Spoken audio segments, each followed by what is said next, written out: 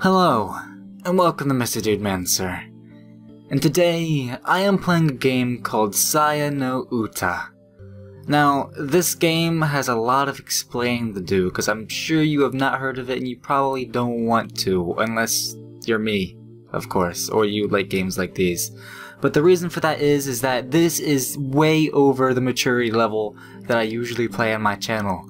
And that means very gruesome things. I mean, very skeptical things that is not suitable for anyone who is very squeamish or is young. And I mean this in the most intensive fashions. If you have played Corpse Party and is like, oh, I can take any horror, this will show you that you cannot take any horror. And I know that because I played it for a few seconds to make the game work, make sure the game works, and it is very gruesome. So, just with that out of the way, know what you're getting into before you watch this. But other than that, the reason I am playing it is because I heard it is an amazing storyline, and that this game is kind of a must-play if you can basically withstand the pictures. So with that out of the way, I am going to start playing this. Let's click start.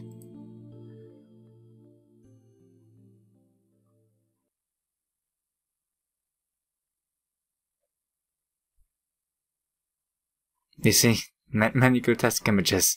I'm actually going to keep the grotesque images at the same. I can make them blurred, but I'm going to keep them the same for lore reasons, of course. But let's do it. Here we go. Starting in. The wriggling lump of flesh burbles, and lots of random numbers and letters and percentage signs. And more of them. Even more. 3 such creatures are sitting around the table in front of me, slurping filthy sludge from their cups as they trade whines, growls, and sounds that I can hardly describe. And, yeah, more of them. I don't know how I'm supposed to narrate this game if it's just gonna be a bunch of little sacred. Oh dear. Oh dear, okay. By listening carefully, I'm able to grasp the gist of their conversation. This allows me to barely avoid arousing their suspicion. I can stay out of it as long as they're just talking among themselves, but I can't ignore them if they speak to me, however they may look. They are my friends, apparently. I want to deny it, of course, but I gave up on that a long time ago. Each night I went to sleep wishing that this would just turn out to be a nightmare. Yet each morning I woke to find the world was just horribly warped than it was the days before. I have to live while blending in, while acting like one of them. Just as I've done these past 3 months, I will continue to do for the rest of my life.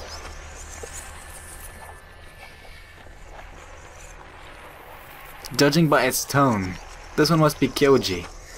But the one next to him, squealing more than the others, is probably Omi. Which means that the one next to me is Yo. Though I can no longer see any trace of once refined features. I try my best to ignore the rotten stench of this excrement that issues from her quivering flesh.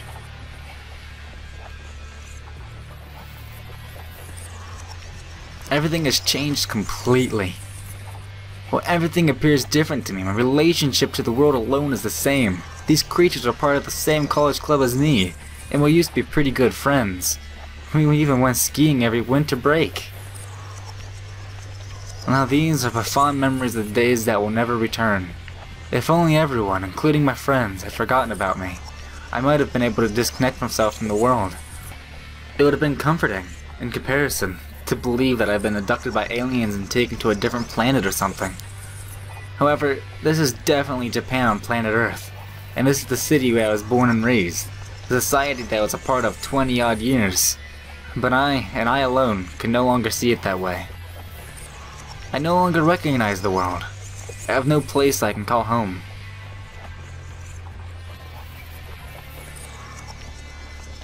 But just then... Hey Fuminori! One of the flesh lumps says it and swivels its bloodshot eyes towards me. What do you think? About what? I desperately try to suppress my loathing and behave normally, but my hoarse voice ruins the attempt. Oh, we're talking about this year's skiing trip. You're coming too, right? A slimy hole near the top of the creature writhes nauseatingly as it vomits some semblance of words. Ah, so that must be Kyoji's head, face, and mouth. Or rather, what I would have seen in such 3 months ago. I don't know. Unable to bring myself to look at it, I avert my eyes to give a neutral answer. You have other plans? Well, not really.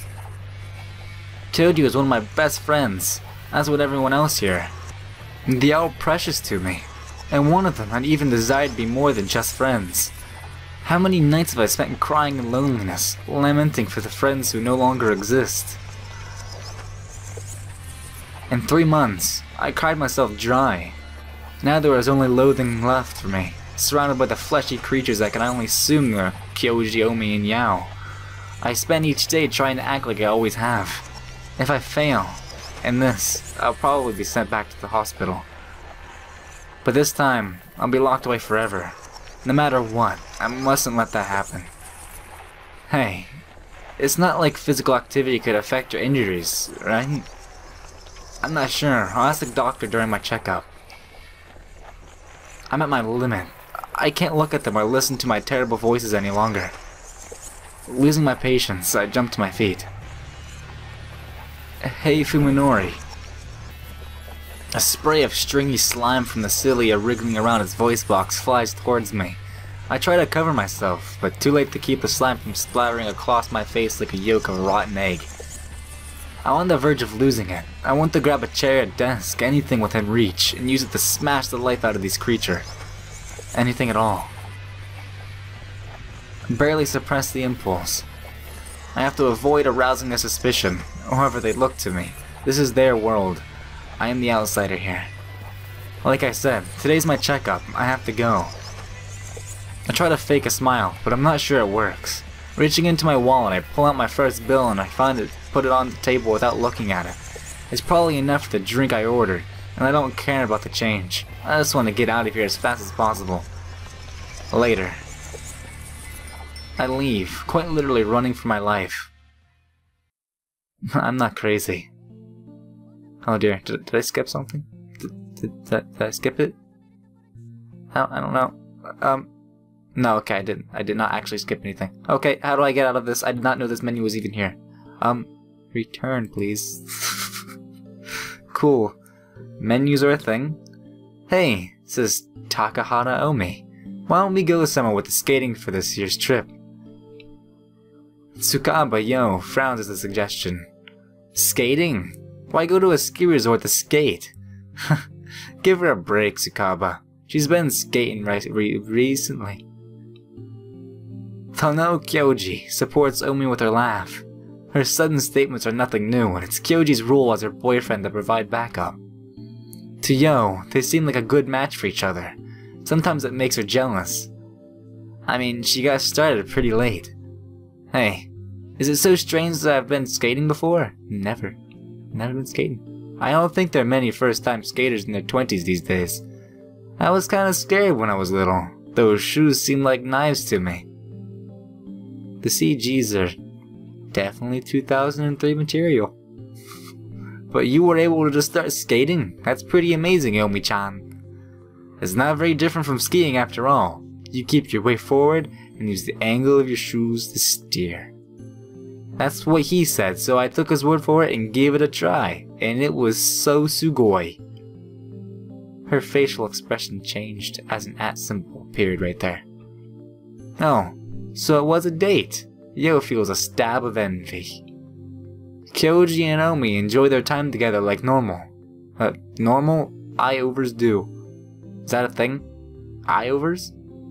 Probably there's some sort of translation glitch. That's certainly not something to be jealous of. It's just that Yo's look has been bad. I want to see Omi-chan skating too. Yo keeps her oh dear. there's definitely some sort of a patch glitch, but it's fine. Yo keeps her voice upbeat, trying to cover up her inner conflict. Yo knows you mustn't be envious or blame luck. She has a special person too. It's because of the terrible tragedy that befell him that he doesn't spend any time with her. This is it. Misfortune. The sort that makes unluckiness pale in comparison. So how about it? If we make the next ski trip a skating trip too, it'll be twice as fun. Well, you can skate in skating rink, can't you? Why go all the way to a ski resort? I don't want to skate indoors. I want to be outside, where I can skate on a lake or something. Will it be that easy? I think it'll be pretty crowded there. While speaking, Yo sneaks a sideways glance at him. Although the conversation has only involved Kyoji and Omi, with those supporting their lively banter, there are clearly two couples sitting at the cafeteria table. In other words, Yo's boyfriend, though there's still some doubt over whether you could be calling it that. I also am sitting with him. Oh, he is. Cool. Hey Fuminori, what do you think? I'm so swag. Maybe Kyoji sensed the pain in Yo's heart, in his unusual, quiet and considerate way. It's me. About what? The cause of Yo's distress, Sakisaka's Fuminori responds to Kyoji's sudden query with a vague, mumbled question of his own. That sign. We're talking about winter ski trip. You're coming too, right? Kyoji speaks gingerly, as though probing a tumor. A few months ago he wouldn't have hesitated to firmly rebuke Fuminori for his attitude. Their long acquaintance had long forged a friendship that needed no restraint.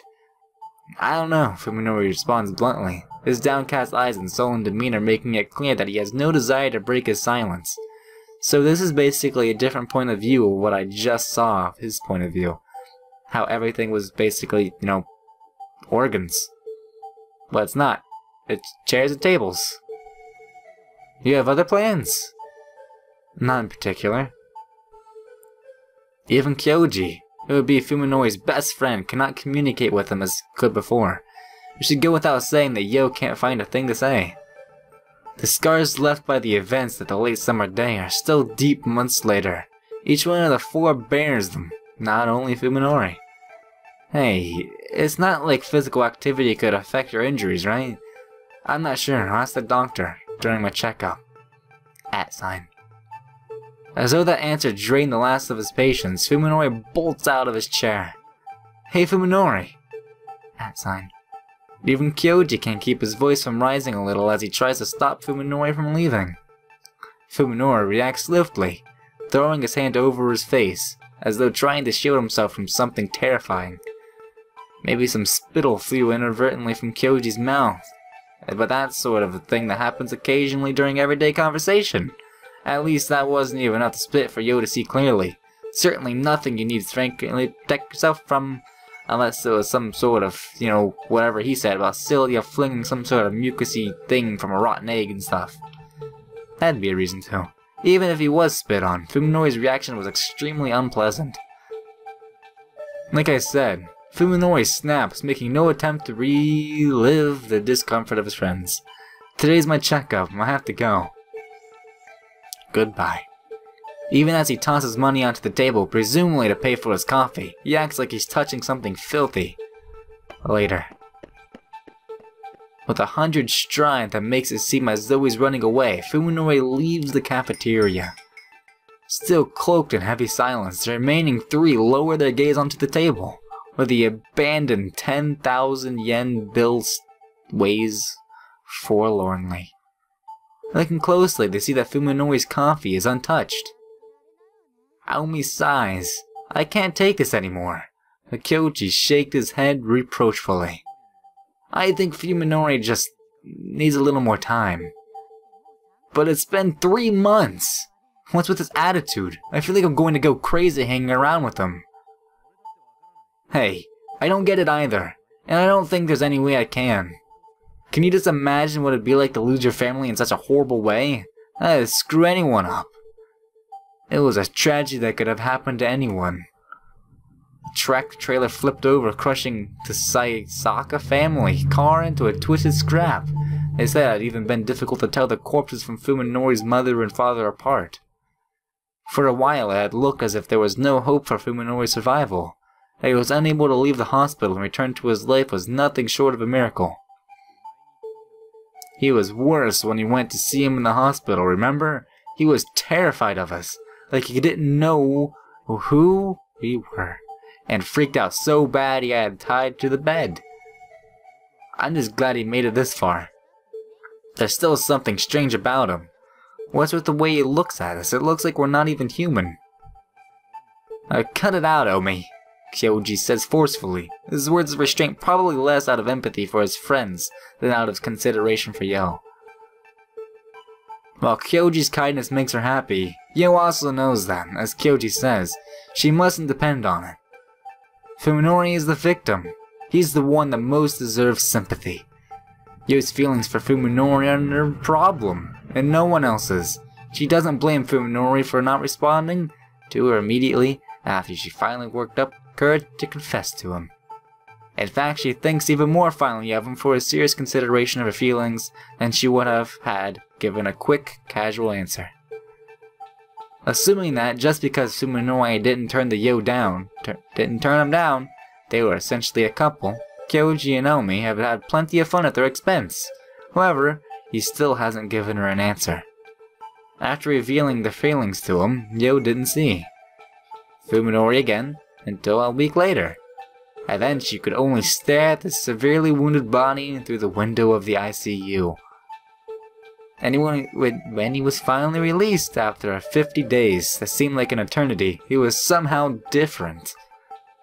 She's starting to doubt that he can even remember what she confessed to him before the accident. Now winter is coming. Oh man, 2003 references, with her feelings still hanging in the air.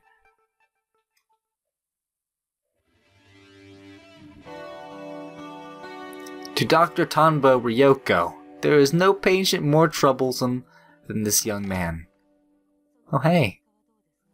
Has there been any progression since then, Saisaka-san? No, there haven't been any problems to speak of. His voice is hard and flat, his words tossed carelessly into the air. It is as though he is speaking to himself in an empty room. Even without the training of a psychiatrist, Ryoko can clearly sense the thickness of the wall as he erected himself and the world. Have you experienced nausea, dizziness, or auditory visual hallucinations? No, nothing. While Saisaka appears to be looking at Ryoko, his gaze is actually aimed a fraction down to the side. He's only superficially engaged in a conversation he has no interest in. Perfect rejection.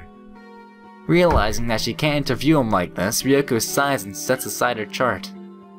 Saisaka-san, the treatment you received at this hospital was the absolute latest in neurosurgery. You know this, correct?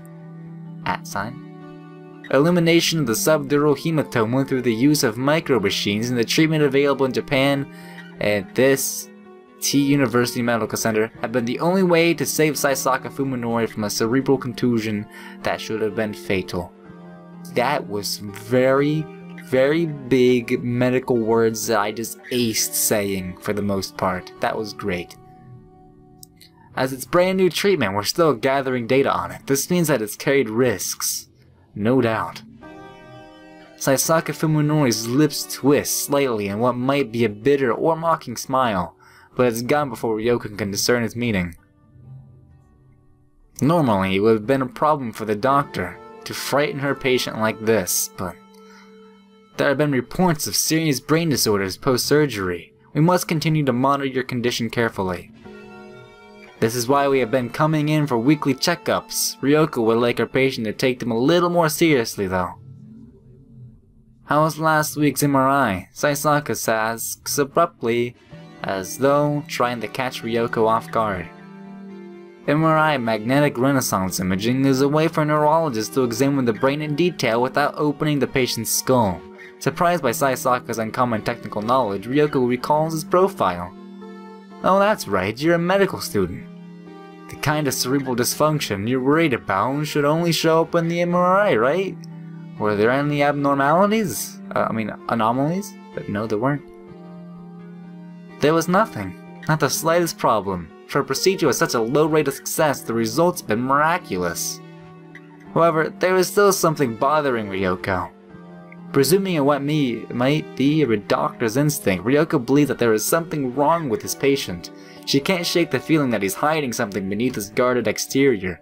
Some terrible weight on his soul. Fear of perhaps suffering. If it's an inorganic problem, there's nothing she can do as long as she refuses to explain it. Him, right there.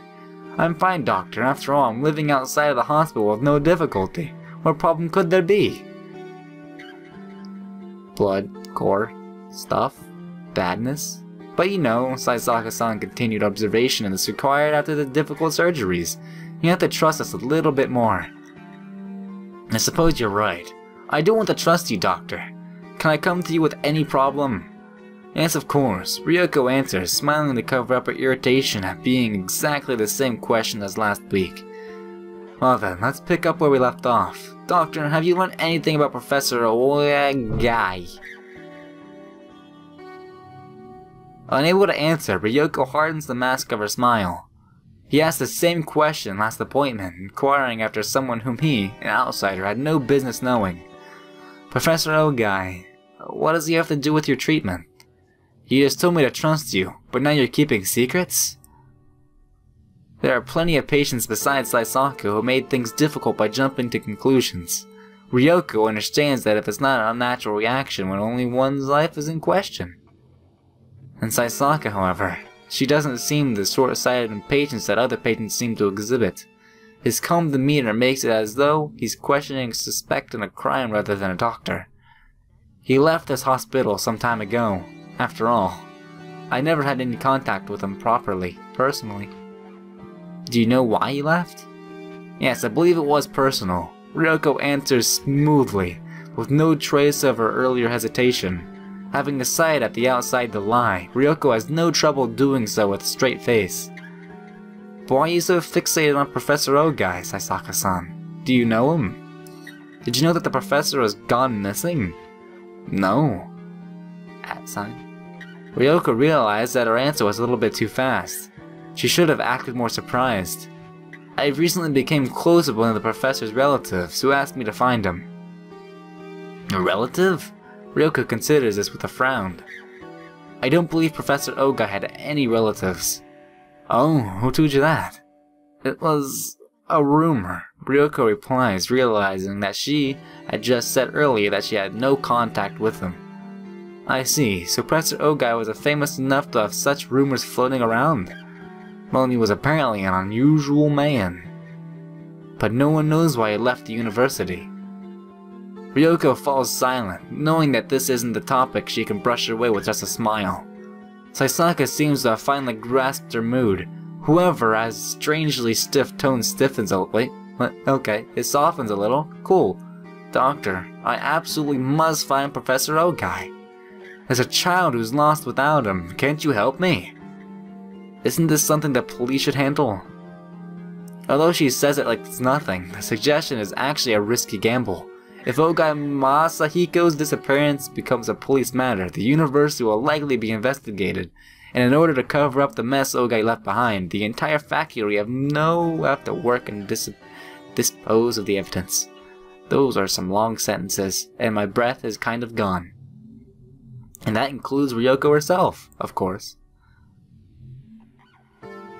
However, Saisaka isn't likely to ask the police to investigate. First of all, his excuse is clearly a lie. They already made it absolutely sure that Waaay Masahiko had no relatives who might come looking for him, which is what allowed them to bury the truth of what happened. But still, how did Saisaka, with no connection to the hospital other than his patient, learn about Waaay? Saisaka-san, I'm happy to tell you everything I know. However, there's been no word of Professor Waaay since he resigned last April. All I can do is think of that he must have gone on a long vacation or something. I see. Expecting resistance, Ryoko is surprised when Saisaka backs down. Nevertheless, she's still worried about his condition, and the mysterious link between him and Waaay Masahiko is only making her more uneasy.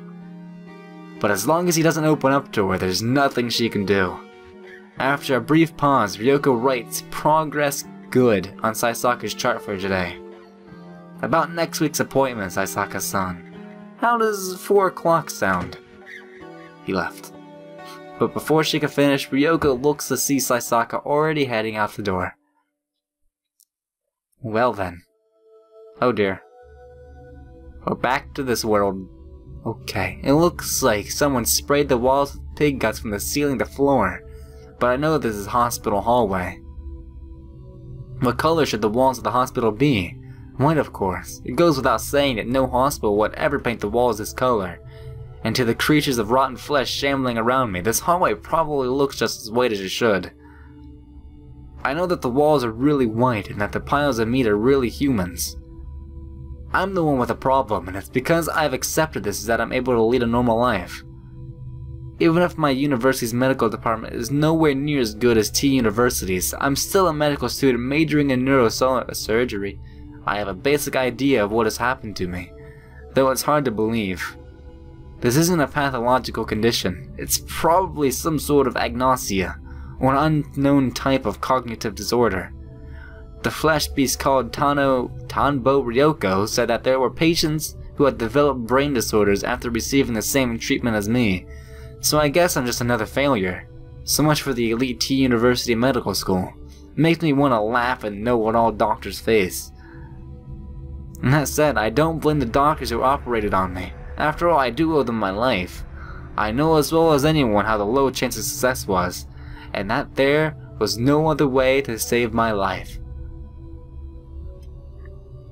What it all comes down to is my bad luck, nothing more. The point is that my condition isn't treatable like your everyday mental illness. I have no choice but to live the rest of my life with this disorder.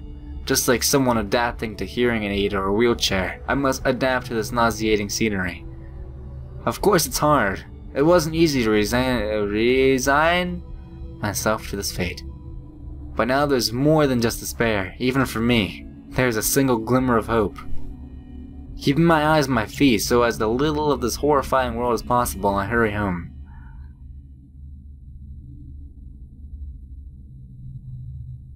I live in a quiet suburban neighborhood, in a house that is much too large for me alone. My parents, even unluckier than me, died in the accident 3 months ago. I couldn't even go to the funeral for being such intensive care. My father's business collapsed, but I was left in the house on enough money to live off for a while.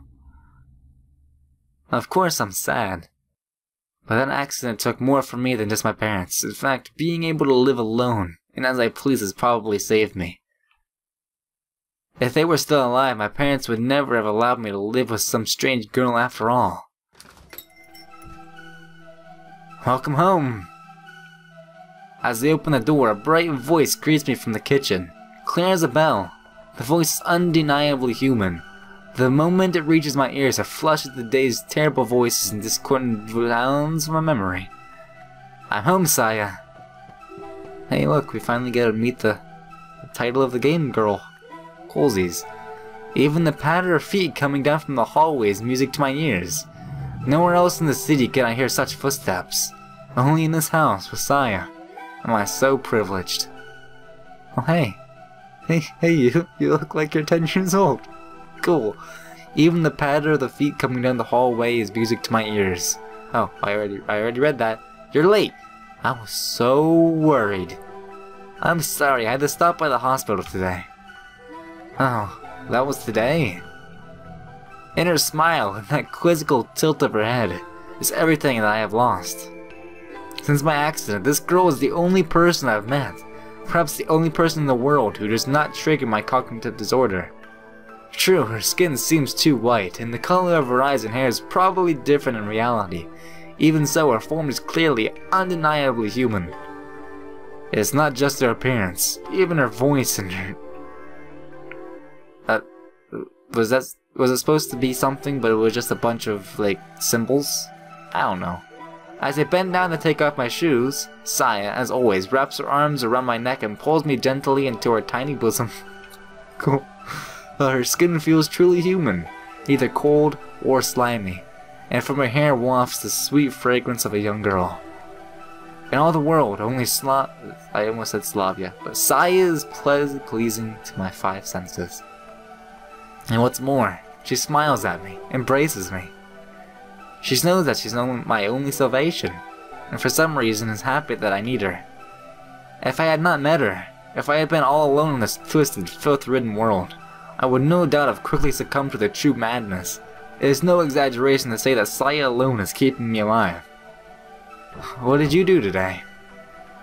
Worked on the living room. The painting is half done. And now I'm making a dinner like I learned from TV. Sounds good. It'll take a little longer. Can you wait? Sure.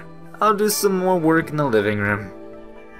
After watching the humming Saya return to the kitchen, I enter the living room. What's with the green? What's the green? I realized that one day, if the natural colors of the world are sickening, all I have to do is paint them over with colors that seem pleasant. After I bought every kind of paint in the hardware store, Saya and I started trying out different combinations. It should go without saying that, after painting the bedroom from ceiling to the floor, I was finally able to get my first good night's sleep since the accident. When we first started on the living room, Saya, unsure what to do with the curtains, just had painted carefully around the windows, without hesitating. I tore the curtains down and painted over the window glass itself. There will never be anything out that I'd want to see. If I keep rain shutters down, the neighbors probably won't think anything of it. Dinner's ready. Can you bring it in here? As she enters the living room carrying a food tray, Saya sniffs the air. @ symbol ×2. Does the paint smell bother you? Now that she mentions it, I suppose that the smell of paint thinner must be building up in this closed room. It doesn't really bother me though. There are far worse smells outside. Does it bother you, Saya? No, I'm fine if you are. Saya sets the food on the table. Unfortunately, neither its color nor its smell is at all appetizing. Not that anyone eating elsewhere is any different. Thanks for the food. As has become my custom, I steel myself and methodologically transport from the food to my mouth. The taste is as gut-wrenching as I expected, but it's not Saya's fault. I'm sure she made it exactly like the cooking show said. It's just that my taste buds can't accept it. It's not good? Well, no. Lying about these things won't make Saya happy. She knows about my condition. Don't worry about it. I'll make something different tomorrow. Sorry, you always go to the trouble of cooking, but It's fine. If I keep trying, maybe I'll find something you'll like. In my current state, eating is nothing more than an unwelcome duty. As much as I hate it, I have to do it to survive. If I stay alive, then perhaps one day, as Saya says, I'll be able to eat something delicious again. I messed Saya, didn't I? Are you going to eat? No, I already ate. Even after she started living together, Saya never once eaten with me.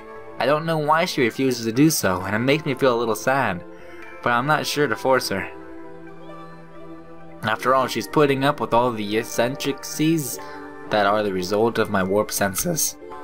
By the way, I asked about your father at the hospital again today. About Dad?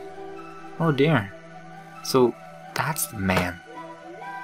So, why did the man leave? Especially if Saya's now here. Okay, Ogai Masahiko, Saya's father, is her only relative and a professor at the T University Medical School. Saya has asked me to unravel the mystery of his disappearance. Like I thought, they wouldn't tell me anything, but I get the feeling they're hiding something. Oh. Double Y / sign. Sign. The translation is kinda terrible, I guess, but it'll buff. I expected Saya to be a little more dejected. Aren't you worried about him? No. Saya responds with an unreadable expression. It's not that. She gives a little shake of her head and smiles at me once again. Thanks for your doing this for me, Fuminori. You're doing such more for me. Like, living with person who sees this. I thank you for the meal and set my chopsticks down next to the perfectly clean plates. No matter how it tasted, thinking of the emotion the Saya put into it gave me the strength to finish it. Will you take a bath now? Yeah. Will you wash my back again? Yeah. Is there gonna be an erotic scene up ahead? Probably. Ever since Saya moved in, it's been like having a new wife. Hey look, they even painted the entire bedroom. The entire thing. Saya. Why are you so— oh dear! That was unexpected. Wow. Wow. I'm going to have to like blur this entire screen or probably make it black. I'm just going to skip. Okay, you know what? I'm probably just gonna skip this entire thing because this is not right for the— it's not right. Okay. Well, weird erotic scene aside that was basically go on for a very long time. I've decided I will skip it, and I am going to summarize to you the moral or the actual story representation of what happened. Basically, our main protagonist, as he was doing that and stuff, he, you know, started thinking, why did she do this? Why? Why does she feel so compulsed to do such things? And then she never responded. She, you know, did girly things at that time, and it's just, you know, the usual. And so yeah, coolsies. The moral of the story is that. So after that thing, I am going to read Fuminori, Are You Crying? I realize that my cheeks are wet with tears. Why, Saya? Why do you go so far from me? This is so bad. Fuminori, I don't understand, but still, I'm losing myself to you more and more. Soon I won't be able to live without you.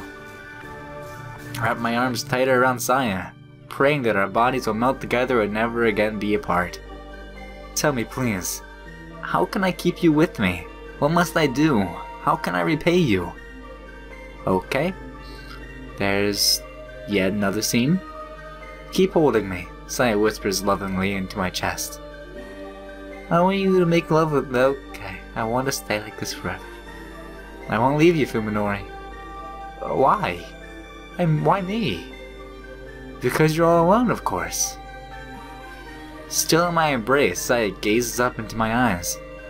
And because I was alone too. You're all I have too. In this whole world, only you will embrace me, my precious Fuminori. Now I know. No matter how horrifying the world becomes to me, all I'll ever need is Saya. And a little bit of button.